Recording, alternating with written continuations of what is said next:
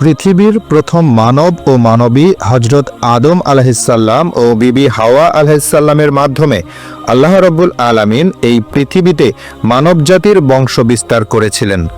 মানব বংশ বিস্তারের প্রক্রিয়াটি ছিল এই যে হজরত হাওয়া আলাইহিসসালাম প্রতি বছর 2টি করে যমজ সন্তান প্রসব করতেন। সেই সন্তানদের একটি হতো পুরুষ এবং অপরটি হতো নারী। হজরত আদম ও বিবি হাওয়ার প্রথম জোড়ার পুরুষ সন্তানটির নাম রাখা হয়েছিল কাবিল এবং কন্যা সন্তানটির নাম রাখা হয়েছিল আকলিমা। দ্বিতীয় জোড়ার পুরুষ সন্তানটির নাম রাখা হয়েছিল হাবিল এবং কন্যা সন্তানটির নাম রাখা হয়েছিল গাজা। কাবিলের সাথে জন্মগ্রহণকারিণী বোন আকলিমা ছিল অত্যন্ত রূপসী ও সুন্দরী। আল্লাহ রাব্বুল আলামিন তাকে সীমাহীন রূপ সৌন্দর্য দান করেছিলেন। পক্ষান্তরে হাবিলের সাথে জন্মগ্রহণ করা কন্যা সন্তান গাজা তেমন সুশ্রী ছিলেন না। আল্লাহ রাব্বুল আলামিন তাকে তেমন রূপ সৌন্দর্য দান করেননি। এভাবেই প্রতি বছর বিবি হাওয়া আলাইহিসসালাম যমজ সন্তান জন্মদান করতে লাগলেন এবং মানবের বংশ বিস্তার হয়ে চলল। তাদের প্রথম 2 জোড়া সন্তানগুলি যখন বিবাহের বয়সে উপনীত হলেন, তখন আল্লাহ রাব্বুল আলামিন একটি বিশেষ নির্দেশ দিয়ে জিবরাইল আলাইহিসসালামকে আদম আলাইহিসসালামের কাছে প্রেরণ করলেন। হযরত জিবরাইল আলাইহিসসালাম আদম আলাইহিসসালামের কাছে উপস্থিত হয়ে বললেন, হে আল্লাহর নবী আদম, আপনার প্রথম 2 জোড়ার পুত্র ও কন্যাদ্বয়ের বিবাহের বয়স হয়েছে। আল্লাহ রাব্বুল আলামিনের উদ্দেশ্য হল মানবের বংশ বিস্তার করা।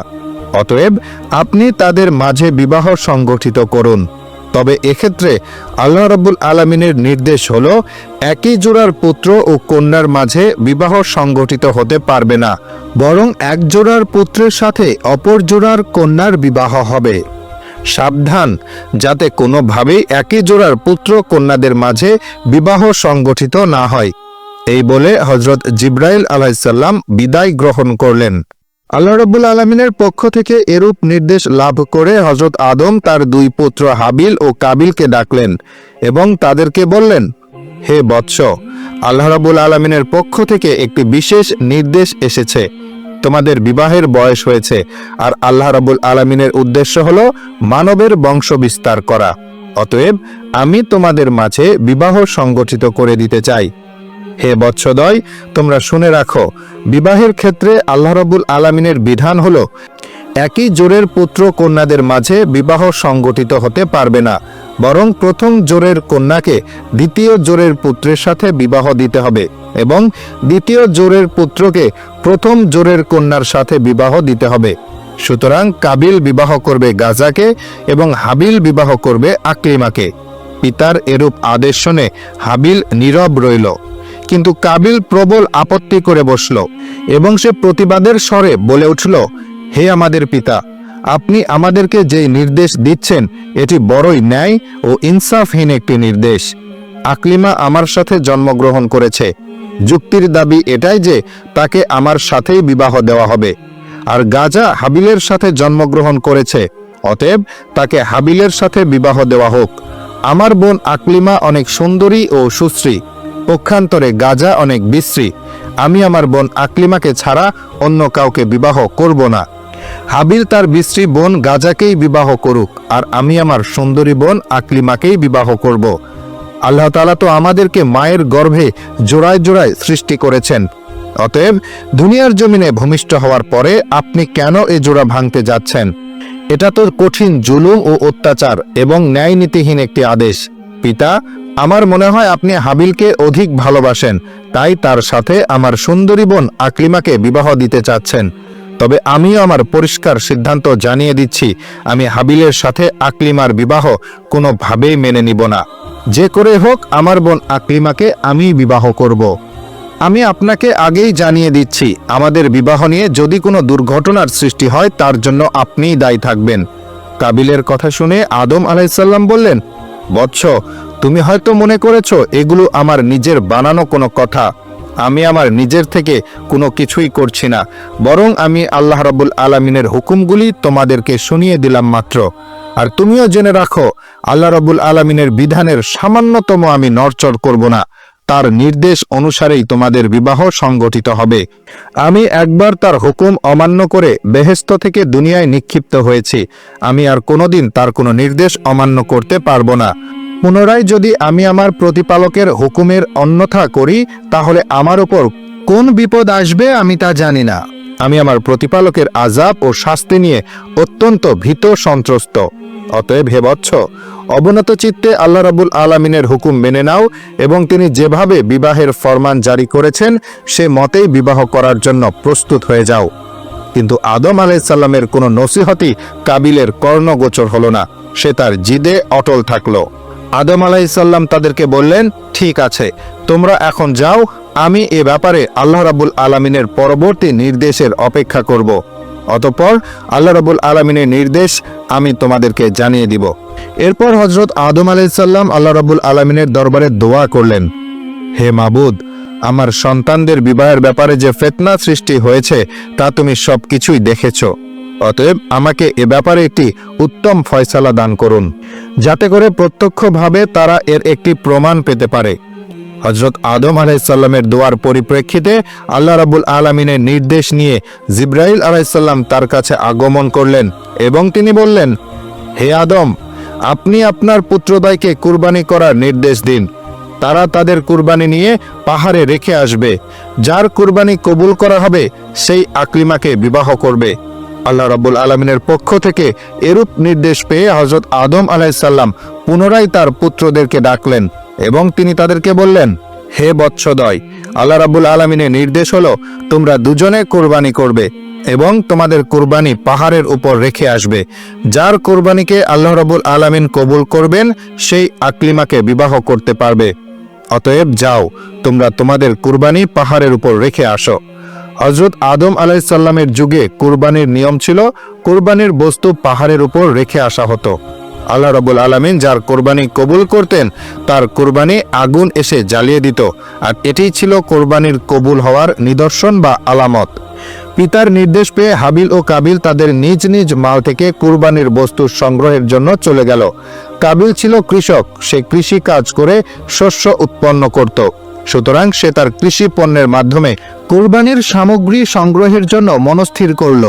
পক্ষান্তরে হাবিল ছিল একজন মেষপালক, সেই মেষ চড়িয়ে জীবিকা উপার্জন করত, তাই সে তার মেষগুলির থেকেই আল্লাহ রাব্বুল আলামিনের রাস্তায় একটি মেষকে কুরবানির জন্য মনস্থির করল। এক্ষেত্রে সে তার সবচাইতে উত্তম ও মোটা তাজা মেষটিকে আল্লাহ রাব্বুল আলামিনের রাস্তায় কুরবানি করার জন্য চয়ন করল। অতঃপর কাবিল ও হাবিল উভয়ই তাদের কুরবানি পাহাড়ের উপর রেখে আসলো। মুফাসসিরিনে কেরাম উল্লেখ করেছেন যে হযরত আদম আলাইহিস সালামও তাদের সাথে সেই স্থানে উপস্থিত ছিলেন। এর কিছুক্ষণ পরেই আল্লাহ রাব্বুল আলামিনের পক্ষ থেকে এক খণ্ড আগুন এসে হাবিলের কুরবানিকে জ্বালিয়ে দিল। এই দৃশ্য দেখে হাবিল অত্যন্ত খুশি ও আনন্দিত হয়ে আল্লাহ রাব্বুল আলামিনের দরবারে শুকরিয়া জ্ঞাপন করতে লাগলেন। পক্ষান্তরে কাবিল লজ্জায় ও অনুতাপে হিংস্র ও ক্রুদ্ধ মূর্তি ধারণ করল। সে আদম আলাইহিস সালামকে বলল, পিতা, আপনি হাবিলকে অধিক ভালোবাসেন এবং তার জন্য দোয়া করেছেন, তাই তার কুরবানি কবুল হয়েছে, কিন্তু আপনি আমাকে ভালোবাসেন না এবং আমার জন্য দোয়াও করেননি, তাই আমার কুরবানি কবুল হয়নি। এবং সে হাবিলকে লক্ষ্য করে বলল, হাবিল, অবশ্যই আমি তোমাকে হত্যা করব। হাবিল প্রতি উত্তরে বলল, হে ভ্রাতা, তুমি যদি আমাকে হত্যা করার জন্য তোমার হাত সম্প্রসারিত করো, আমি তোমাকে হত্যা করার জন্য আমার হাত সম্প্রসারিত করব না। আমি চাই তুমি আমার পাপ এবং তোমার পাপ বহন করো। আর কেবলমাত্র মুত্তাকিদের পক্ষ থেকে আল্লাহ রাব্বুল আলামিন কবুল করে থাকেন। হযরত আদম আলাইহিস সালাম তাকে বললেন, বৎস, তুমি নিজের চোখেই প্রত্যক্ষ করলে আল্লাহ রাব্বুল আলামিনের মর্জি ও ইচ্ছা কোনটি। অতএব আল্লাহ রাব্বুল আলামিনের মর্জি ও ইচ্ছার প্রতি সন্তুষ্ট থেকে তুমি হাবিলের সাথে সৎ ভাব বজায় রাখো এবং আল্লাহ রাব্বুল আলামিনের ফরমান অনুযায়ী বিবাহ করাই রাজি হয়ে যাও। এতে আল্লাহ রাব্বুল আলামিন অত্যন্ত খুশি হবেন এবং দুনিয়া ও আখিরাতে উভয় জাহানে তোমার কল্যাণ হবে। কিন্তু হাবিল পিতার কোনো কথার দিকে কর্ণপাত করল না। সে নিজের অপমানের জ্বালায় হাবিলের প্রতি আরো শত্রু ভাবাপন্ন হয়ে পড়ল। সে দৃঢ় প্রতিজ্ঞা করল যে করেই হোক হাবিলকে সে হত্যা করবেই। এরপর থেকে সে হাবিলকে হত্যা করার জন্য সুযোগ খুঁজতে লাগলো, কিন্তু আদম আলাইহিস সালাম বিদ্যমান থাকার কারণে সে কোনোভাবেই এর সুযোগ পাচ্ছিল না। এর কিছুদিন পরে আল্লাহ রাব্বুল আলামিনের পক্ষ থেকে হযরত আদম আলাইহিস সালামের কাছে নির্দেশ আসলো, হে আদম, তুমি আমার ঘর বাইতুল্লাহ জিয়ারত করার জন্য মক্কার উদ্দেশ্যে গমন করো। হযরত আদম আলাইহিস সালাম আল্লাহ রাব্বুল আলামিনের পক্ষ থেকে এই নির্দেশ লাভ করার পরে আকাশের দিকে লক্ষ্য করে তিনি বললেন, হে আকাশ, তুমি কি আমার সন্তান সন্ততিদেরকে রক্ষা করার দায়িত্ব গ্রহণ করবে? প্রত্যুত্তরে আকাশ বলল, হে আদম, আমি তোমার সন্তানদেরকে রক্ষার দায়িত্ব গ্রহণ করতে পারবো না। এরপরে হযরত আদম আলাইহিস সালাম পাহাড়কে লক্ষ্য করে বললেন, হে পাহাড়, তুমি কি আমার সন্তানদেরকে রক্ষার দায়িত্ব গ্রহণ করতে পারবে? পাহাড় জবাব দিল, হে আদম, আমি তোমার সন্তানদেরকে রক্ষার দায়িত্ব গ্রহণ করতে পারবো না। অতঃপর হযরত আদম আলাইহিস সালাম জমিনকে লক্ষ্য করে বললেন, হে জমিন, তুমি কি আমার সন্তানদেরকে রক্ষার দায়িত্ব গ্রহণ করতে পারবে? জমিন ও হযরত আদম আলাইহিস সালামকে একই উত্তর দিল। তখন হযরত আদম আলাইহিস সালাম হাবিলকে বলল, হে হাবিল, তুমি কি আমার সন্তানদেরকে রক্ষার দায়িত্ব গ্রহণ করতে পারবে? হাবিল বলল, হে আমার পিতা, আল্লাহ যদি আমার উপর অনুগ্রহ করেন তাহলে অবশ্যই আমি এই দায়িত্ব গ্রহণ করতে রাজি আছি। এরপর হযরত আদম ও বিবি হাওয়া স্বীয় সন্তানদেরকে রক্ষণাবেক্ষণের দায়িত্ব হাবিলের কাছে ন্যস্ত করে মক্কার উদ্দেশ্যে রওনা করলেন। আদম আলাইহিস সালাম হজে গমন করার পরে কাবিল তার উদ্দেশ্য সিদ্ধির জন্য একটি বিশাল সুযোগ পেয়ে গেল। এতদিনে সে পিতার শাস্তির ভয়ে তার উদ্দেশ্য সিদ্ধ করতে পারছিল না, কিন্তু যখন পিতা তাদের থেকে দূরে চলে গেল তখন আর কিসের ভয়? কোনো একদিন হাবিল তার বকরি ও মেষপাল চড়াতে মাঠে গেল। এরপর সে ক্লান্ত হয়ে একটি বৃক্ষের ছায়ায় ঘুমিয়ে পড়ল। কাবিল যখন দেখল হাবিল নির্জন একটি প্রান্তরে গাছের ছায়ায় একাই ঘুমিয়ে রয়েছে, সে এটিকে বিশেষ সুযোগ মনে করতে লাগলো। সে ভাবল হাবিলকে হত্যা করার এটাই উপযুক্ত সময়। কিন্তু সে একটি বিপদের সম্মুখীন হয়ে গেল। হত্যা করবে তো ঠিকই, কিন্তু হত্যা করবে কি উপায়ে তা সে স্থির করতে পারল না। যেহেতু ইতিপূর্বে কেউ কোনো মানুষ হত্যা করেনি, তাই এই পদ্ধতি কাবিলের জানা ছিল না। মানবজাতির চিরশত্রু ইবলিশ যখন দেখল হত্যা করা নিয়ে কাবিল একটি বিশেষ সমস্যায় পতিত হয়েছে, তখন সে ভাবতে লাগলো, অবশ্যই তাকে সাহায্য করা আমার একান্ত দায়িত্ব ও কর্তব্য। মূলত সে তো এরকম একটি সুযোগের অপেক্ষায় ছিল। তাই সে আর কাল বিলম্ব না করে একজন পথিকের আকৃতিতে কাবিলের সামনে আত্মপ্রকাশ করল।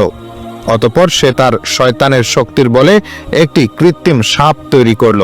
সাপটি ধীরে ধীরে মানবরূপী ইবলিশের দিকে এগিয়ে আসতে লাগলো।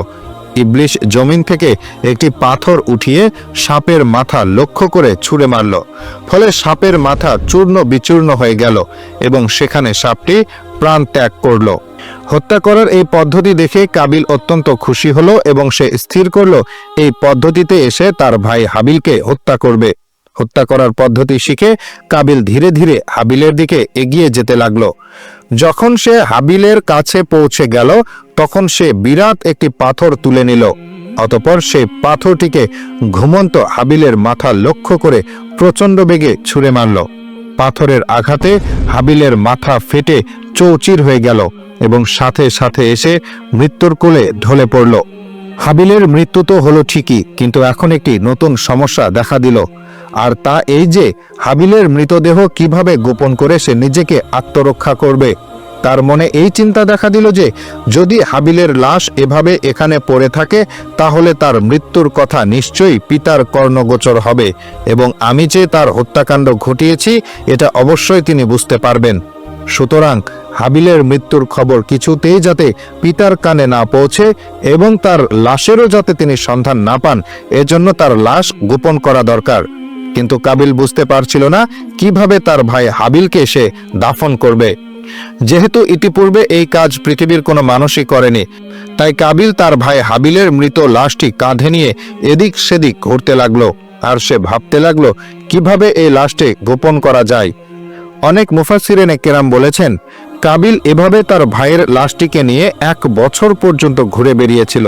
অনেকের মতে কয়েক মাস ঘুরেছিল, আবার কেউ কেউ বলেন কয়েকদিন বা কয়েক সপ্তাহ পর্যন্ত ঘুরেছিল। সঠিক ব্যাপারটি আল্লাহ রাব্বুল আলামিন ভালো জানেন। কাবিল যখন তার ভাই হাবিলের মৃত লাশটি কাঁধে করে এভাবে ঘুরে বেড়াচ্ছিল তখন আল্লাহ রাব্বুল আলামিন ইচ্ছা করলেন যে তাকে 2টি নিকৃষ্ট প্রাণী দিয়ে মানুষ দাফন করার কাজটি শিক্ষা দান করবেন। এজন্য তিনি তার সামনে 2টি কাক পাঠিয়ে দিলেন। কাক দুটি কাবিলের সামনে আবির্ভূত হয়ে ভীষণ মারামারি শুরু করে দিল। তারা একে অপরকে ঠোঁট দিয়ে ঠুকরাতে শুরু করলো। এরপর একটি কাক অপর কাকটিকে হত্যা করলো। এরপর জীবিত কাকটি তার ঠোঁট দিয়ে একটি গর্ত খনন করলো এবং মৃত কাকটিকে সেই গর্তের মধ্যে রেখে তার উপর মাটি চাপা দিল এবং সে উড়ে চলে গেল। কাক থেকে মানুষ দাফনের এই পদ্ধতি শিক্ষা করার পরে কাবিল মনে মনে ভীষণ লজ্জিত হলো এবং সে নিজেকে এই বলে ধিক্কার দিতে লাগলো যে, হায়রে, আমি এই সামান্য কাকের মতো বুদ্ধিমান নই। একটি কাক মানুষ দাফনের যে পদ্ধতি জানে, আমি সেই পদ্ধতিও জানি না। আমি এই কাকের মতো হতে পারলাম না, কত নিকৃষ্ট আমি। কাকদের থেকে মানুষ দাফনের এই পদ্ধতি শিক্ষা লাভ করার পরে কাবিল তার ভাই হাবিলকে দাফন করার জন্য একটি কবর খনন করল। অতঃপর সেই কবরে হাবিলের লাশটি রেখে তার উপর মাটি চাপা দিল। হাবিলের লাশ দাফন করার পরে সে একেবারে নিশ্চিন্ত হয়ে গেল এবং মনে মনে ভাবতে লাগলো, যে করে হোক এই বিপদ থেকে আমি নিষ্কৃতি লাভ করলাম। এখন আর আমাকে থামায় কে? আকলিমাকে তো আমি বিবাহ করব। এসব ভাবতে ভাবতে সে পথ চলছিল আর অপেক্ষা করছিল কখন সে বাড়িতে গিয়ে পৌঁছাবে। এমন সময় আল্লাহ রাব্বুল আলামিন জমিনকে নির্দেশ দিলেন, হে জমিন, তুমি কাবিলের দেহ হাঁটু পর্যন্ত গ্রাস করে ফেলো, তাকে নড়াচড়া করতে দিও না। সে তার নিজের ভাইকে হত্যা করে মহাপাপীতে পরিণত হয়েছে। জমিন সাথে সাথে আল্লাহ রাব্বুল আলামিনের নির্দেশ পালন করলো এবং কাবিলকে হাঁটু পর্যন্ত গ্রাস করে ফেলল। হতভাগ্য কাবিল আর তার পা টেনে জমিন থেকে তুলতে পারল না। সে বুঝতে পারল এই শাস্তি আল্লাহ রাব্বুল আলামিনের পক্ষ থেকে এসেছে।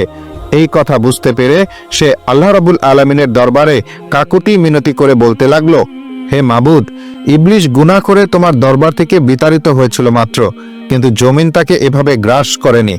আমার অপরাধ কি ইবলিশের অপরাধের চেয়েও বড় যে জমিন আমাকে এভাবে গ্রাস করে নিল?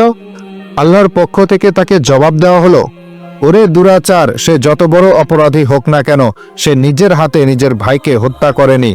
কাবিল আবার বলল, হে মাবুদ, আমার পিতাও তো বেহেশতে অবস্থানকালে তোমার হুকুম অমান্য করে বড় গুনাহ করেছিল।